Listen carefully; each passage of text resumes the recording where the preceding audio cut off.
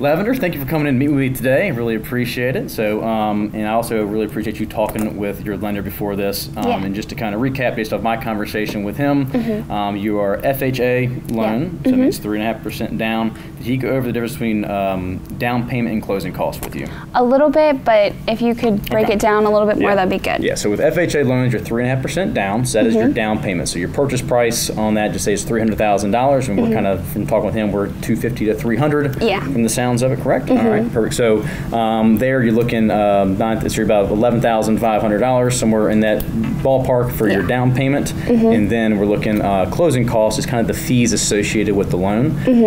The seller can contribute to that, but if you have the funds available, it's much more stronger as an offer if you have that available. So do you have a cash on hand to cover your closing costs? Yeah, I have about $20,000 saved up, so we should be good there. Perfect. All right, that sounds good. And your monthly payment, everything sound good from talking with the lender, something you're comfortable with? Okay. I always tell people, you make sure you're comfortable with your monthly payment, because you live in your monthly payment. The purchase price doesn't quite matter, but it matters what you pay each month to make sure you're not house poor from that standpoint. Right. So as long as you're comfortable with that, I think you should be good to go. So I'd like to, once again, really do appreciate you meeting with the lender up front before coming in here today and make our appointment more beneficial. So this is just a buyer agreement. I'll go over this with you at the end. As long as you're happy with everything, we'll get that signed off on tonight. And this is kind of our packet of how to buy a house. So we'll kind of start off here. First couple pages just about us and the team, and then we'll kind of dive deep into here. Brief overview real quick before we get started. We're going to go over some common misconceptions held by first-time home buyers.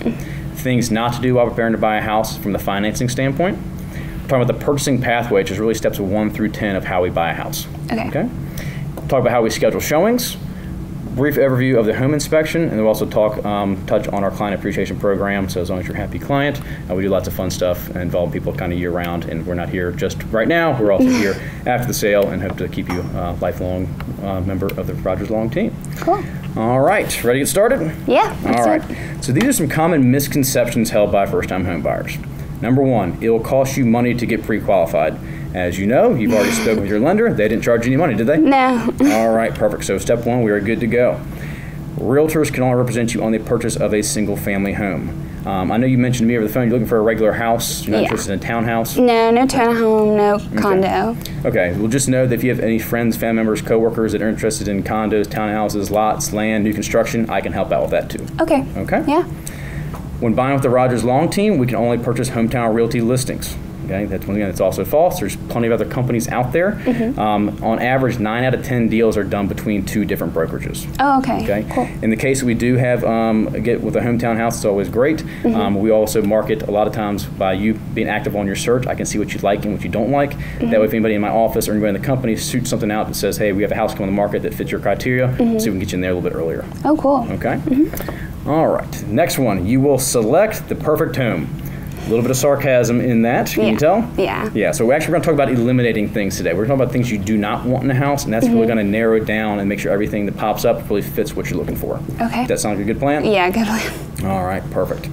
Lastly, you must pay your realtor when you close on your purchase. Were you aware of that? No. All right, perfect. Well, with this, you do not pay your realtor. Cool. As a buyer, you do not pay. The way it works, the real estate works is the seller is paying both sets of commissions. So they are paying their realtor for representing them. They'd be paying me, your agent, for bringing you, the buyer, to buy their house. Oh. Does that make sense? Yeah. So, buying's free, selling's going to cost you. Any questions on this page? I think we're good so far. Okay, perfect. This is our financing page here. These are, you see the big stop sign. These are things we're not going to do while we're preparing to buy a house in regards to your finances, all right? I'm going to jump down to right here, not sure. If you have any question related to your finances, reach out to your lender. I know enough to be dangerous about lending and all that, but at the end of the day, I don't really need to know what you make, what your debts are, what your income is. That's up between you and your lender. That's private information. That being said, any questions you have regarding that, reach out to your lender. They're the best friend. Be in contact with them kind of throughout the whole process. Okay? Here we go. We don't want to change banks or move money around. Lenders want to see patterns and habits, so be strict with you can on that.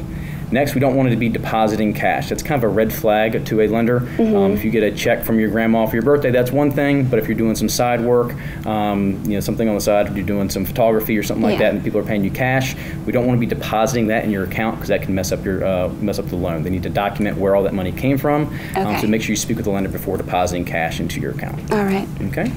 We don't want to close any credit card accounts, and we also don't want to apply for new credit of any kind. These kind of go hand in hand. Anytime that you're closing accounts or opening new accounts, that affects your credit score.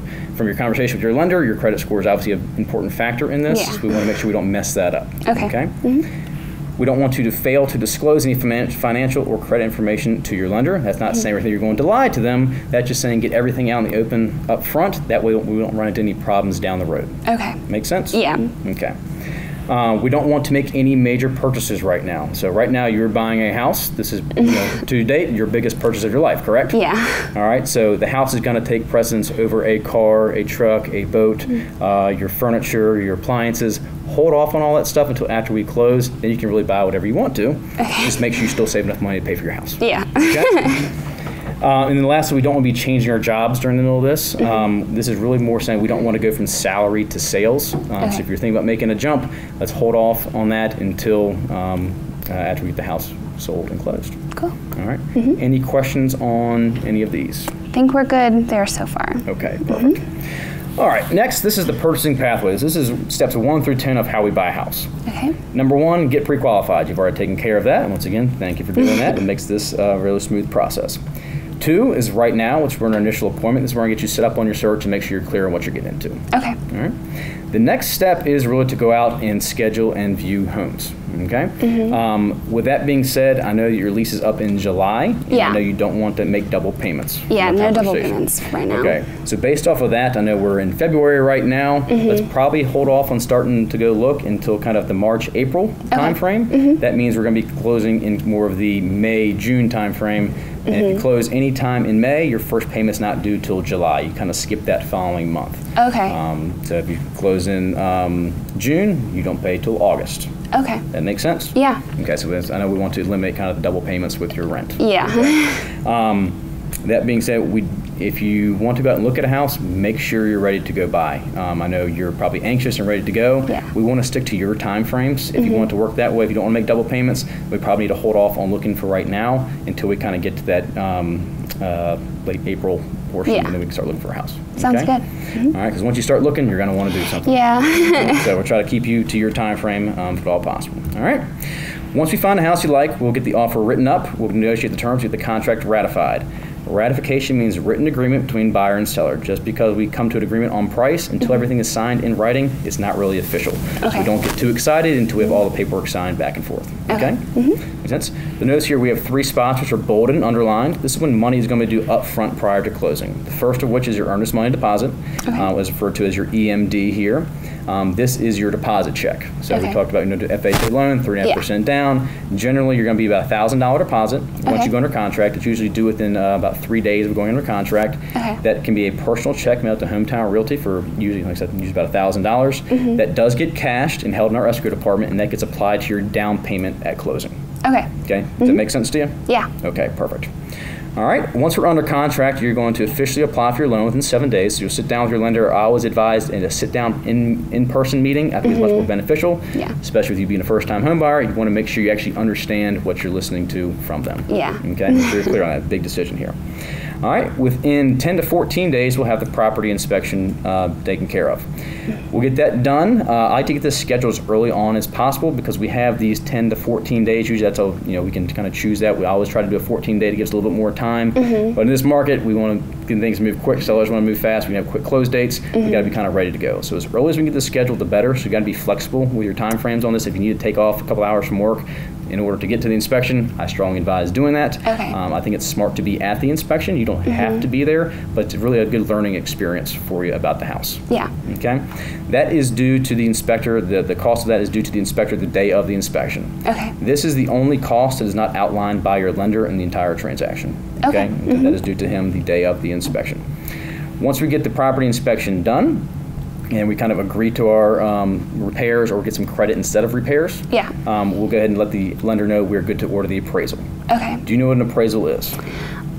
overview, but if you could go over it, that'd be good. Pretty much what it is, the bank wants to make sure you're paying the proper value for the property. So they're going to do something very similar to what I do, is they're going to run comparables.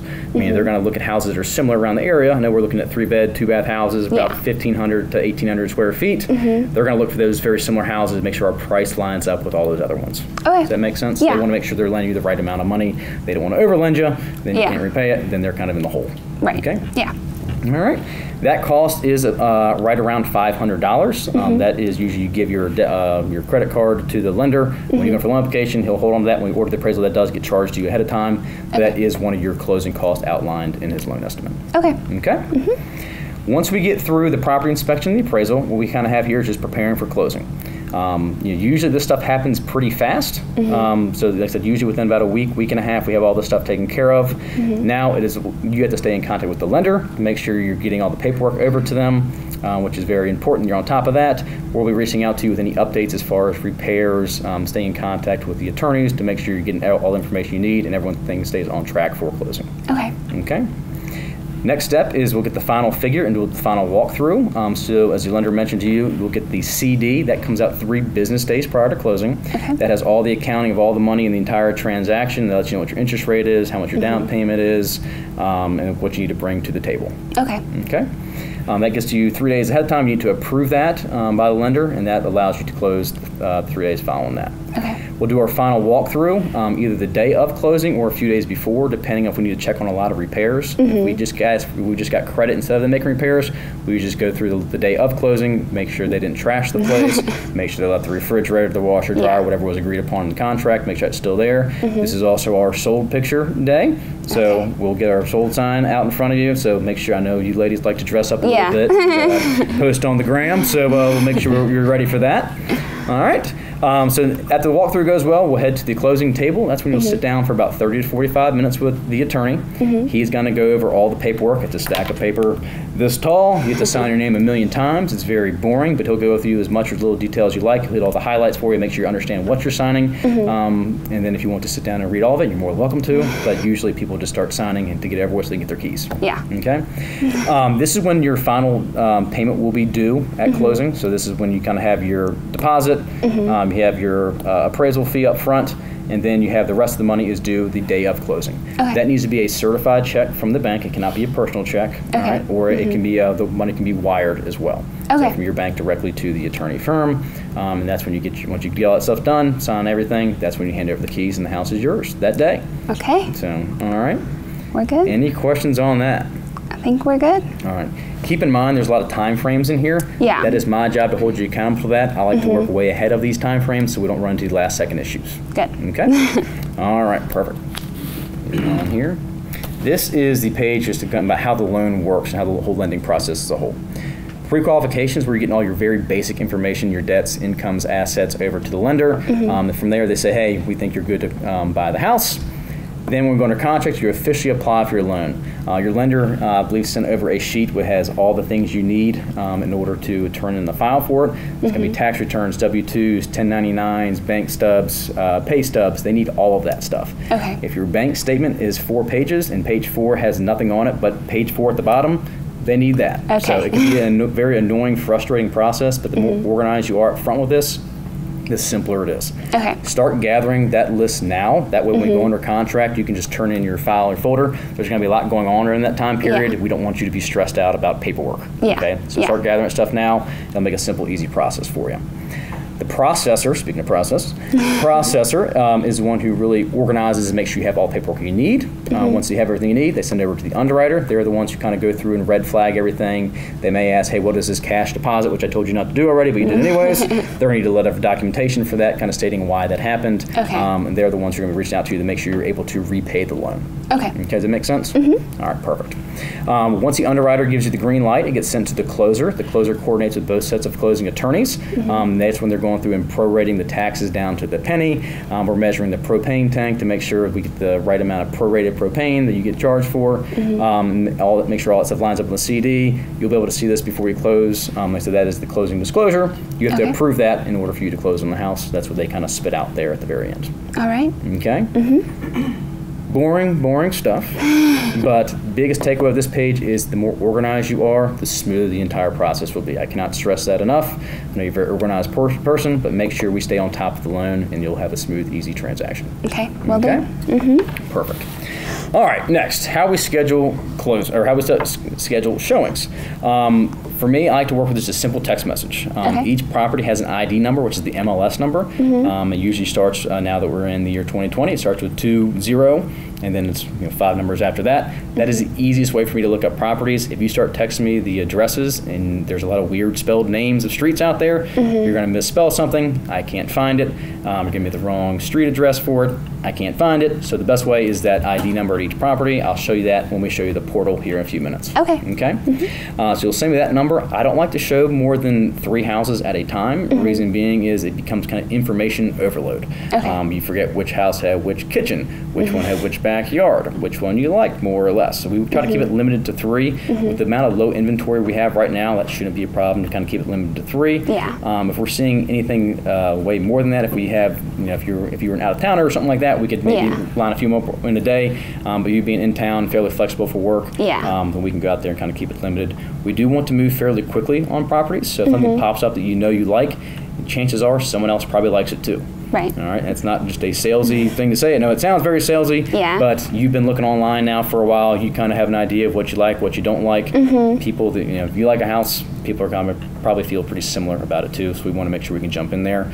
That's why it's important if you can take off a little bit from work, scoot out during a lunch break. That's very beneficial. If we need to wait until Saturday along with everybody else, then now we're competing against everybody else. If we can take off, Wednesday, scoot out of work Wednesday afternoon early, then let's go do that before everybody else gets in there, has a chance to see it. Sounds good. Okay. If we're going to look at multiple houses, I try to have them lined up where if you're looking at 3, go on house number 1, open mind. Do you like the house? Do you not like the house? No, I don't like the house. Forget about it. Let's go. Okay. Number 2, you like the house. Can you see yourself living there? The answer is yes to that. We potentially may have a winner. All right. So let's keep that in mind as we go into house number 3. Now what we're doing is we're just comparing house number 3 to house number 2. Right. Which one do you like more? I still like 2 more after seeing this one and all the ones online and me driving around a bunch. I know this is the house I want to make an offer on. Then we'll put everything on paper. Okay.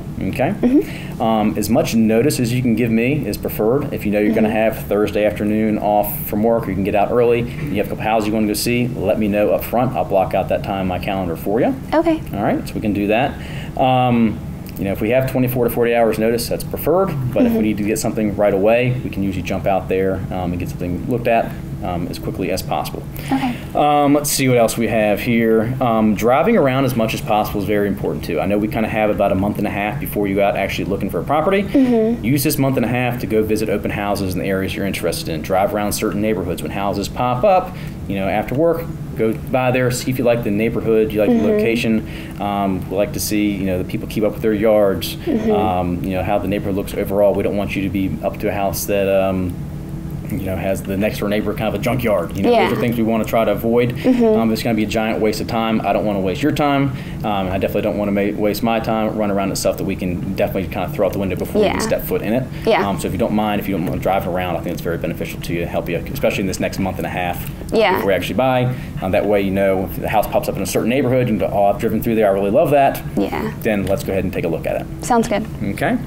When I'm with you, I'll keep my phone in my pocket. If I ever don't get back to you right away, it's usually because I'm with a client. I do my best to keep my phone in my pocket as much as possible.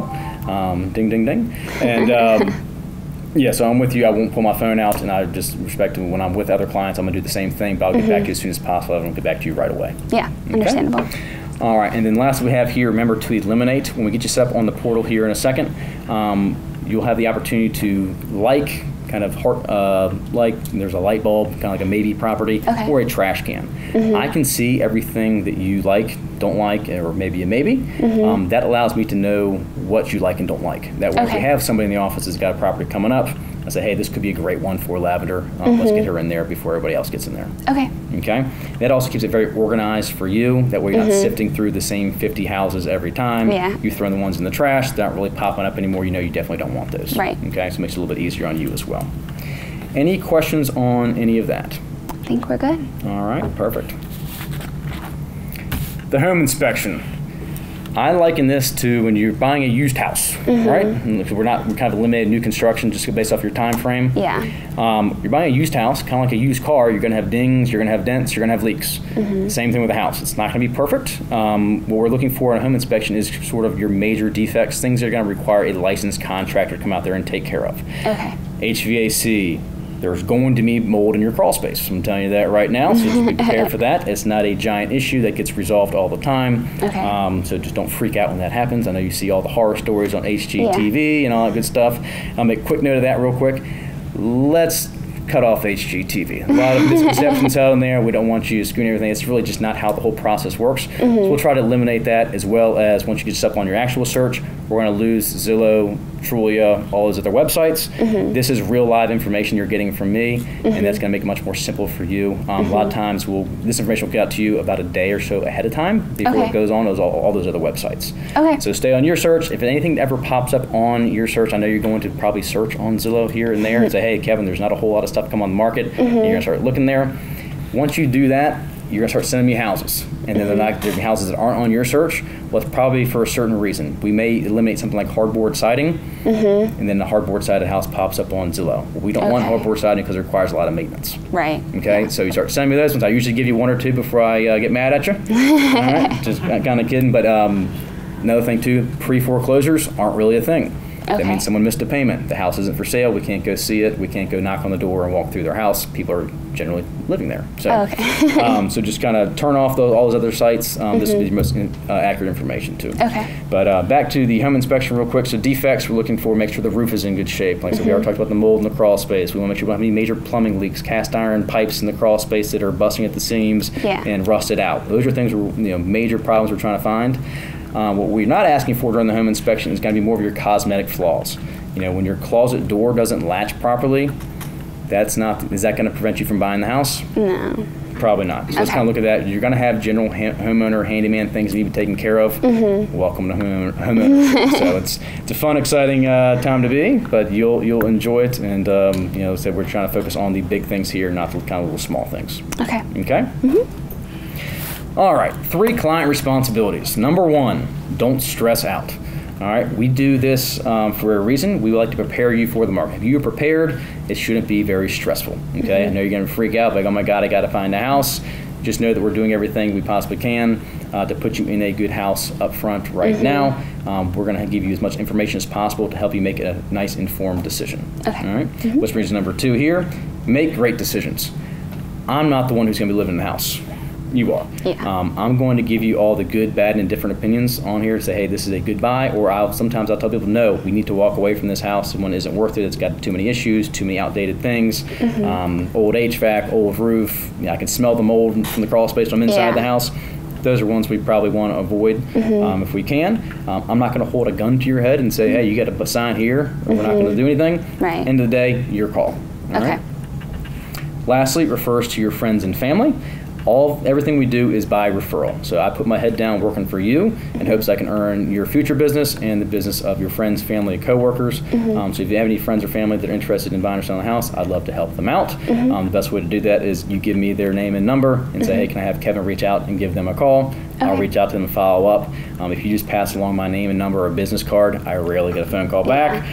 So just make sure if I can reach out to them, I'll make sure they're in good hands. Okay. Sounds good. Then lastly, after closing, you're not done with me. You don't just walk away from me. I'm going to be showing up here every now and then. I would definitely like to stop by about a month after you close, drop off a little closing gift for you. And then we do a lot of events kind of throughout the year too, just to make sure you're happy with us. And we'd like to make this kind of as a family. And we really like enjoying working with your friends, family, because you're a pretty cool person. You probably know pretty cool people. We want to work with pretty cool people too. Okay. Sound good? Sounds good. All right. And lastly, back here's the page with a bunch of our business partners. Okay. So we have everything from attorney right here. That's who we use for all of our buyers. We'll have the home inspector in here. We even have past clients who, hair and makeup is in here. So we got a little bit of everything. We've got painters, lender. Mold for your crawl space, call that guy right there. Okay. He looks like a mold guy too. So. All right, so this is for you to keep and reference back to. Okay. And what we're going to do now is we're going to kind of get everything set up for your search. All right. All right, so we're going to be looking at active houses, and we said we're kind of looking Chesterfield, correct? Yeah. Okay, perfect. right here. And from talking to your lender, we are kind of looking 250 to 300. I know you've been searching online. You haven't seen anything really under 250 that you really liked? No. Okay, perfect. All right, so we're active. We're going to do 250 to 300. Put that in here. Minimum number of bedrooms and bathrooms looking for? 3 bed, 2 bath. Okay. And then I know we had said like between 1,500 and 1,800 square feet. Okay, we can put that in here there too. So anything less than 1,500 is probably just too small for you, is what you're thinking? I'm thinking so. All right. Perfect. And you definitely need to have a garage, is what you had said? Yeah. Okay. All right, that may limit us a little bit here, and we're looking Chesterfield, we said. All right. Got that down here. Now, I know you work in Richmond. I know Chesterfield's massive. Do you have a general idea of where you want to be within Chesterfield? Kind of like off Whole Street near Powhite. Right off of like 195. Okay. It's really good for me. We can do that. And we'll kind of eliminate some spots here on the map to make sure we're getting that out of here. All right, we'll cut that out there. Perfect. Types of siding here, I know we kind of talked about hardboard briefly. The ones that are going to be more maintenance-free are going to be brick and vinyl are kind of your top two. Okay. Hardy plank is the new version of hardboard siding. It's concrete fibers instead of wood fibers, so it doesn't rot. Okay. All right, that makes sense there. And then lastly, it's not the prettiest of them, but aluminum is kind of the precursor to vinyl siding. Okay. It doesn't rot. You know, it dings, it dents. I've seen a couple holes, some BB holes in there every now and then from kids back in the day. But that is fairly maintenance-free too. So we'll kind of leave those ones in there. Okay. But just know that kind of brick and vinyl are definitely your top two. Okay. And then also we'll leave stone in here as well. So things we're pretty much eliminating are going to be things like asbestos siding. You know, there's not a ton of those out there, but there are a few. Yeah. We definitely want to avoid that. We want to avoid wood if all possible. We already talked about the hardboard. Those are kind of the main three we definitely want to avoid if possible. Okay. Just from a maintenance standpoint. All right. All right. With you being an FHA loan, it's a government-backed loan, and they have property condition requirements. So what I'm going to do here is probably eliminate our foreclosures. Yeah. There's not a ton of those out there right now. They usually require a little bit of work, and if something as simple as peeling paint on the side of it or a little bit of wood rot at the base of a door, the appraiser is going to say, hey, that needs to be taken care of. Well, the bank says it's sold completely as is. They're not going to repair it. They're not going to allow you, the buyer, to go repair it, so we're just going to eliminate these all together. Okay. Yeah. And as we go through houses, I'll try to point stuff like that out and make sure that we have the opportunity for the seller to kind of fix some of those things. So we'll probably avoid some of the as-is houses based off just the conditions of your loan. Okay. Okay? All right. Familiar with oil heat? Yeah, I think I would rather avoid that. Okay, yeah, usually it's going to be a little bit older houses. It's a good heat, but it does cost a lot of money, and you're kind of at the mercy of whatever rates they have going for it, too. Yeah. And then lastly, we already talked about this, but we're going to be looking at resales. So we're not looking at new construction just based off our time frame. Right. And just know with new construction, if you see something like that pops up on your search or another search is in your price range, keep in mind that is the base price of the house. That is with zero upgrades, bare bones, very minimum, and then it kind of... They inch it up. Yeah, it can jump up very quickly with, I know you have nice taste and you want HGTV. So there's going to be a few things on there that you're going to want to upgrade. So just kind of keep that in mind if you ever go to look at new construction houses. But I'll kind of coach you through that when the process comes. So, all right, so that has us down to 20 matches, which is right where we want to be. I know it doesn't sound like a whole lot right now, but keep in mind once I click the pending mark here, that's be all the houses that are currently under contract. We go from 20 houses to 61.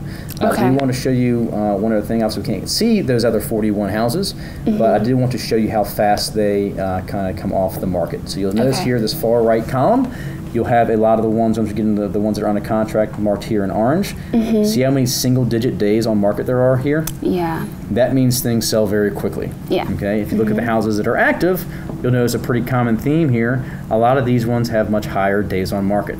That means either they came on the market too high, and they're still kind of there. They haven't come down in price, or the condition's not very good of those. Okay. Okay. So you'll kind of see these ones take a little bit longer to sell, but if the house is priced right and in condition, then you'll see these single days on market means it sells very quick. So we don't have a ton of time when we've got to look at houses to make a decision. Okay. That's why we try to do all this stuff prepped up front. That way you're ready to go. You've driven around, you know the neighborhoods, you know where you want to be. Yeah. You've looked at a bunch of houses online. You've gone through some open houses. Now you know exactly what you want to do. Okay. And getting back to looking at houses real quick, If your parents are going to be involved or they want to see it, they need to be with us at showings. We don't really have the opportunity to say, hey, I love this house, let's bring mom and dad back tomorrow. It may be gone tomorrow. Or if we need to wait till the weekend, it may be gone. A great time to have them come is during the inspection, or if they're going to be decision makers, they need to be with us when we're going to look at the houses. Okay? All right. And let me show you what a portal looks like here real quick, so you have a good idea of that, what you're going to be getting into. I'll show you how to use it. So here we go here. So this is one of my other clients. It's not going to be the same criteria as yours, but I just want to show you what it looks like. We open it up here. So you'll get an email from me today within about 10-15 minutes of us leaving this meeting with your search link to it. Once you click on that link, your search will be activated. You'll see here on your searches, it'll pop up with your matches. You'll have a map, and you'll have the houses listed over here on the right side. You'll notice when you hover over a house, it corresponds to where it is on the map. So when you click on a house, you'll see the MLS number at the very top of the listing right here. All right, so that's the number, like I said, you'll text me in our little text when you want to go see something. It's got to be active for us to see it. Once you categorize a house, which you have up here in this top right corner, you have the heart, possibility, and trash can. If you save one, it goes under contract, it'll go from active to pending. If it goes to pending, it's no longer on the market. They've entered into an agreement with another buyer, so we can't go see it. So it must be active for us to go check it out. Okay? You'll see here you got the pictures. You can click through there. That looks a pretty nice house. Here we have the wrap-up of the property written up by the agent. This one's got some pretty good information of when the roof was replaced. Looks like when they replaced the hot water heater. Those are all good things to know. Sometimes agents don't fill this out with a whole lot of detail. It could say, you know, great first-time home buyer house, period. That's it. Doesn't give us a whole lot to go off of. So just kind of keep that in mind. The notes section right here, this is really more for you. We have some people who are very analytical, they drive by and say, I really like this neighborhood, or the next door neighbor was a junkyard. So we want to kind of know that. I don't really read these regularly. If you, it's really more for you. If you have a question or concern, reach out to me, call, text, email, I'll get back to you a little bit faster. Okay? Here you'll notice the map. You're a millennial, so you know how to use Google Maps. Pretty simple there. As we go down here, you have your school districts, you'll have your rooms, you'll see here you have dimensions written out for each house, for each room in the house. That is filled in by the agent. Some have it, some don't. A great time to go back and measure things. I have a tape measure in my car if I ever need to measure something. If not, the inspector has one during the inspection. All right, here you'll see the types of siding. So you'll see this one is hardboard, so this one would not pop up on your search. Okay, because that does require some maintenance. Here, your heating and cooling information here, public water, public sewer, not well and septic. If that's a big deal to you, the areas you're looking, everything should be public water, public sewer. If we ever need to go back and change something in your search that you don't want, it takes me about 2 minutes to go back in, alter it. So, and if you have a question, something like that, call me, let me know. I can get in there pretty quickly and adjust it. All right. Lastly, I just want to touch base on assessments here. You notice the assessment for almost all houses tends to be lower than the actual list price. I'm not a big fan of assessments because you could have 3 houses right next to each other. You could have one that's updated to 2020 standards. You could have one that looks just like it was when it was built in 1990, and you could have one that's trashed. All right, they're all very similar. They're all very same square footage. The county kind of puts a blanket number on those, so don't get too bogged down in the assessment of the house. Okay, that doesn't really play a factor what people are willing to pay. That's just what you're taxed off of. Okay.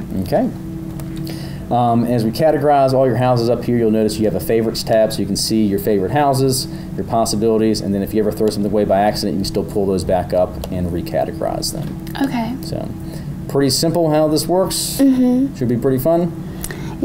All right. Cool to get in there. So I'll get the save for you right now, and you should have an email in about 10 minutes. So we'll get all that done. Perfect. All right. Well, if you don't have any questions on that, the last thing I have for you is just our buyer agreement. If everything sounds pretty good that I said today, did you have any other questions or concerns about anything we went over? What happens like if the appraisal doesn't come back for what we've put in as an offer? Okay, great. So let's just use the number of $300,000 as an example. So say it's $300,000 was our purchase price. That's what we agreed upon in the contract. And let's say the appraiser comes back and says, hey, we don't think the house is worth $290,000. A couple different things can happen there.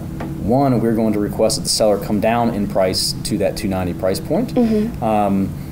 You can either do that. If they don't agree to it, we can make up the difference in cash, which we never really recommend doing unless you really want the house, or if we get in multiple offer situation and all the offers like that, and that's what it takes you to get the house. You have the money on hand. You can do that. And we have the ability to, if we can't come to an agreement, we have the ability to walk away. Okay. Okay. So, but the bank is only going to lend you that in this scenario, the $290 price. Okay. Anything else agreed upon that, we'll have to kind of figure out between us and the agent, have a negotiation. Yeah, makes sense. So, all right, perfect. Well, this is just the buyer agreement. I'll go over it with you real quick. So we just have your name up here. Kevin, I work for Hometown. We're going to be looking for single-family homes in Central Virginia. We run this through a year. If you have any questions with that, if you ever feel like Kevin isn't doing a terrible job for me, call me, let me know, let's hash it out. If we don't think we're a good fit for each other, I'm fine to rip this up. But I do need to have this signed for our file and before I can show you any houses. Okay. This is also great to have if you're going through an open house. Let them know the agent's going to, the whole point of an open house is for them to pick up buyers. They're trying to find you, the buyer, to show them other houses. Okay. It's not really to actually sell the house, it's for them to find you. Yeah. So if you let them know that, hey, I already have a signed buyer agreement, then you can kind of check out the house freely. They're not going to bug you a whole lot. If you got any questions, you can still ask them, but they're not going to hound you the entire time and call you a million times after that trying to earn your business because you've already signed one of these. Right. Okay? All right. So we do run this for a year. If you ever have any questions, but hopefully we're under contract here in 6 months. Here we have the broker's duties. Pretty much, I'm going to be honest with you. I'm representing you. I ask for your kind of loyalty here too on your buyer's duties. You're working with me. We're kind of an exclusive relationship here. Here we have the compensation. I get paid what is offered in MLS by the listing broker. So we don't charge any desk fees, any administration fees like some other realtors do. Like I said, I'm completely free to you. So we get paid what is offered by the seller, so nothing on there for you. Okay. Down here, just a quick note on this, recording in a property with Alexas and Ring doorbells and baby monitors and everything else, it's not uncommon for us to be recorded while on the property. Okay. If someone has a furbo to check in on the dog, they could also be listening to what they say about their house. Okay. If I notice anything like that, I'll try to point it out. So we may want to wait until we get outside to kind of really discuss the house, but I'll try to point that out as we go through. Okay. All right, and then lastly, we do everything with electronic signatures down here. We email you the contract. I'll call you to go over it with you, and then I'll send it over to you. If any questions on it, reach out to me. I'll be glad to explain everything as much as little detail as you'd like, and make sure we're good on all the terms, but that's how we get everything signed. So as long as you're good with all that, don't have any other questions, I'll just need you to sign down there at the bottom, and that'll be great. I'll make a copy of this to you before we leave. So you have a copy of that. All right, perfect.